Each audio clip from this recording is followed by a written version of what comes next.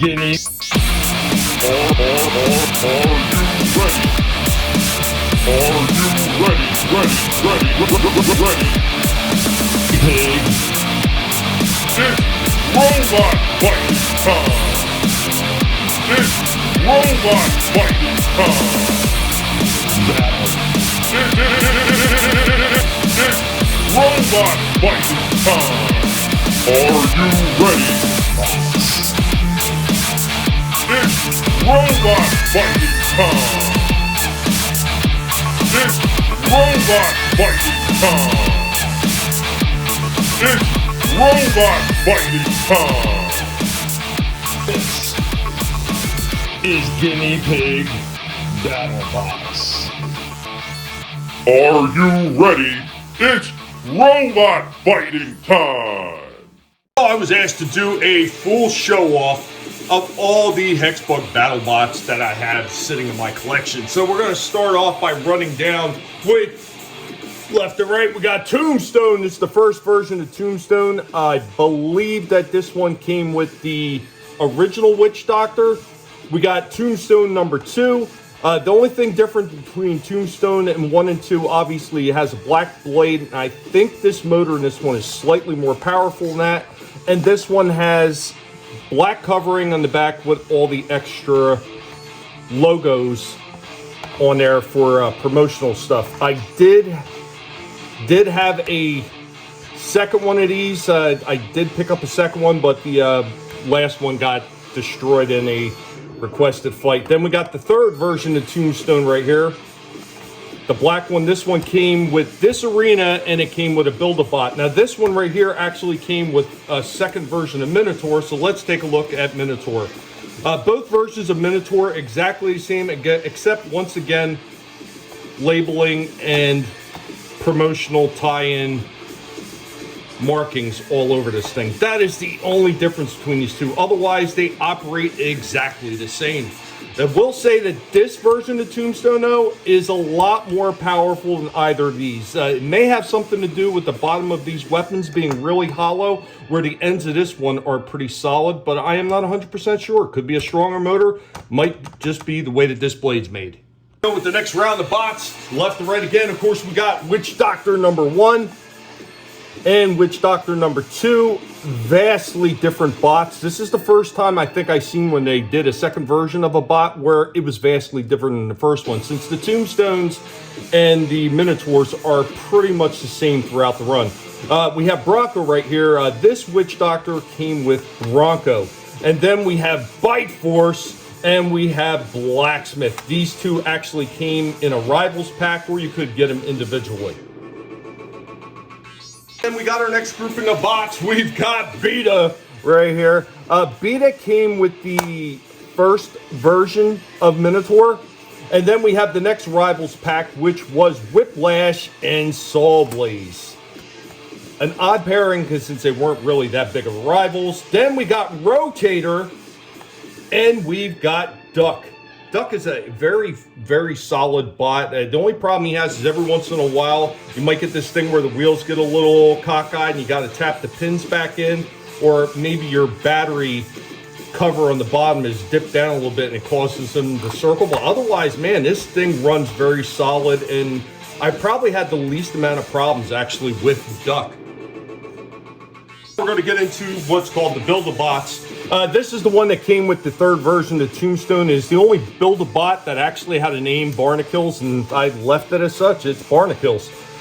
We have this one. It was just an orange Build-A-Bot, tank tread style. I decided to use the big drum disc on there. We have Viking also decided to go with a drum disc after this big hammering axe thing stopped working correctly. But this is another version of the Build-A-Bot. This is the black and green version of the Build-A-Bot. And then you have what was from, technically, this is like a few different ones. This is from the Tank Tread, and this is from the blue Build-A-Bots, which are the same as this, which I'll show another one in a second. But we have Junkyard, just doing a little bit of customization on those Build-A-Bots to make them a little bit unique. Here we go with the last of the Build-A-Bots that I did some customization work to. One of the first ones I ever did was Nephilim.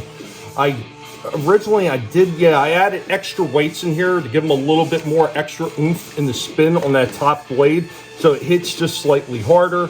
We got Hell on Wheels. Hell on Wheels is another one I've done a lot of work on, but it just still doesn't operate the way I want. I even put a set of wheels in the back to hopefully give them a little bit more controllability, but it just didn't work out. Next Build-A-Bot we did the Warrior, just another spin bot. Love that movie, The Warriors, and I thought it'd be really cool to incorporate them in there. And yeah, the Wonder Wheel for the top blade for the weapon. Thought it was really cool. And on the back of him, we got the little skull with the wings, and when that pops up, can you dig it? And the last of the Build-A-Bots that I had customized was War Pig. This is obviously a complete customization job on this weapon. It took a really long time to bend everything into place, glue everything in, weight it out and everything like that. But I do like the way that one turned out, and that weapon does hit pretty damn hard. We're gonna take a look at some of the other customized bots that I've done. I've taken a Bronco, and I've made a few adjustments in here. It actually makes him more controllable with all these holes in, since his sensor is right there underneath the flipper arm. Of course, we filled in what should be the front wedge pieces for him, so they look like almost like spear-like type tips up on the top. And no, you cannot turn these the other way because it actually lifts the bot up in the air. And then we did a bunch of customization to the back end. This is actually sitting on the wrong way because it should look like a cape sitting off the back end of Spartan. And of course, we put a nice big shield on there with the Lambda on top. Then we have Scrapper. This is basically a beta that I took, and I did a lot of work on the front end, cut all the hammer pieces off and put a big scoop on there from one of the Build-A-Bots, and then put this stabilizer on there, since one of the people that was watching the fight suggested, because he would sometimes flip himself over. Very effective with this lifting arm. It's more effective than I thought it would be. Then we have a modified Tombstone with Maul. Pretty simple. Just did a little customization work, put some BBs on the end there to weight the blade out a little bit. It hits really hard, but it takes a long time for that weapon to get up to speed. And then I took an old Witch Doctor #1, just repainted it and everything, and that became Grindhouse.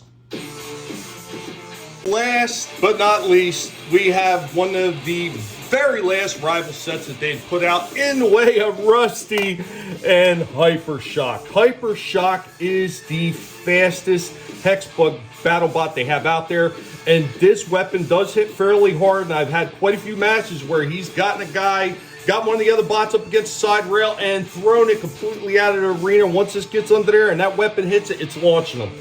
Absolutely fantastic. He does get a little bit difficult to control sometimes because his sensor is underneath this top plate of armor, and this top plate armor, the way it's designed, is really difficult for it to come off. It's a little bit of a cheat in a way for him because it's so difficult to get that top armor off. 9 times out of 10, he'll probably win a fight unless he gets flipped upside down.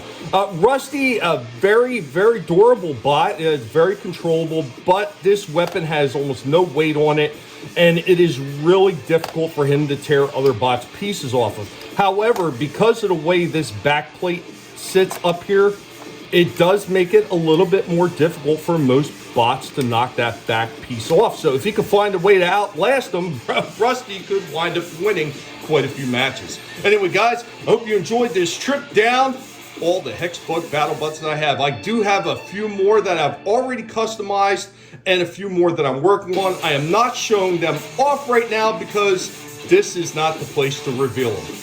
We'll catch you next time. This is Guinea Pig Battlebots.